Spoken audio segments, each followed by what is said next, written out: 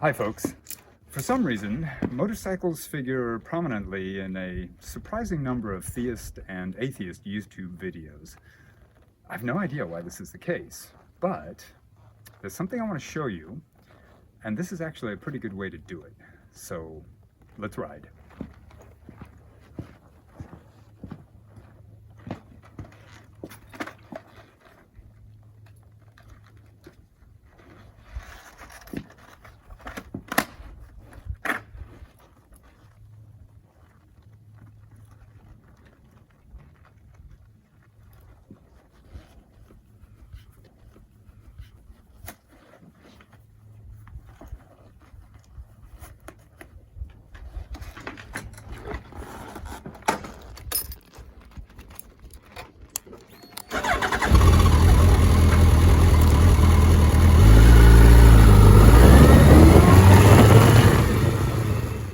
When I moved from Silicon Valley to this more conservative rural area north of Sacramento, I was frankly dismayed at just how many Christian churches there are around here.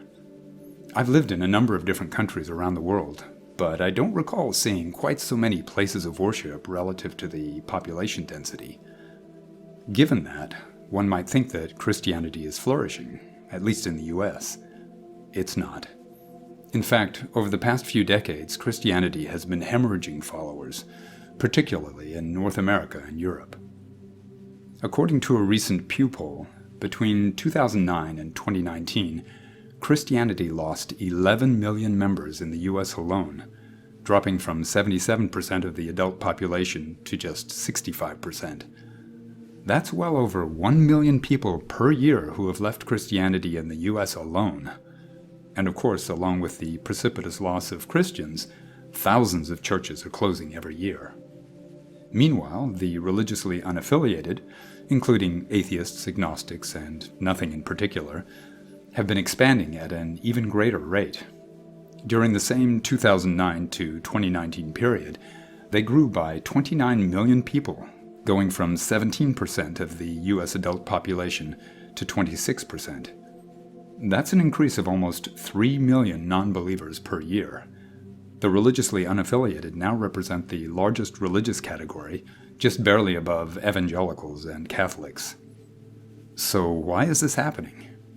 Well, it used to be that young people who left Christianity would eventually come back as they aged and started raising families of their own. But that no longer appears to be the case. As the numbers of religiously unaffiliated increase, there are fewer negative social consequences for not being a Christian, and there are more opportunities for social ties with non-believers. Conservative Christian attitudes towards sexual orientation, women's rights, immigration, and non-Christians are increasingly being regarded as cruel, bigoted, and immoral. And people are realizing that the common Christian beliefs of young earth creationism, climate change denial, and flat earthism are not just unscientific, but they teach distrust of science and are thus harmful to society. Credible evidence matters, and Christianity has none of it to offer. All this has severely damaged the Christian brand. Non-Christians hold increasingly negative views on evangelicals in particular, rating them highest in categories of narrow-minded, homophobic, uptight, invasive, misogynistic, and racist, and lowest in caring, hopeful, friendly, generous, and good-humored. And the fact that evangelicals overwhelmingly voted for Trump in the 2016 presidential election, despite his behavior being everything they claim to abhor, has only exposed their moral hypocrisy. Interestingly, Americans who are neither atheists nor evangelicals on average agree slightly more with atheists on social issues than they do with evangelicals. This shrinking of Christianity didn't start just a decade ago. Black Protestants started declining in the 1970s, mainline Protestants in the 1980s, and Catholics in the 1990s. But the biggest overall decline in Christianity coincided with the rapid rise of the religiously unaffiliated, which started in the mid-1990s. You know what also took off in the mid-1990s? Internet access. I suspect that's no coincidence. After all, knowledge is power, and even in the 1990s, the internet gave people unprecedented access to information.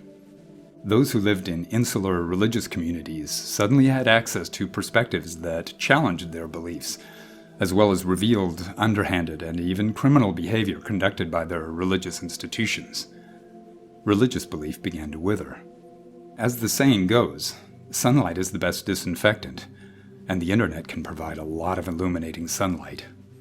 I will take a small slice of credit for this, considering the many dozens of former Christians who have let me know my arguments helped them lose their religion.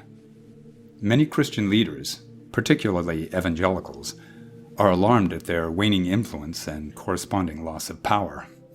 But unfortunately for them, they are ill-equipped to revive it. They believe their message is perfect and that their followers just need to Jesus harder in order to win people back to Christianity. But the problem is their message is outdated, unappealing, and irrelevant, and the more vigorously they evangelize, the more they alienate people. Thus, it appears Christianity will just continue to decline for quite some time. So, as the pews slowly empty and the churches close down, I have a more enjoyable way to spend a Sunday morning. The remainder of this video will be footage of me doing just that. Enjoy the ride.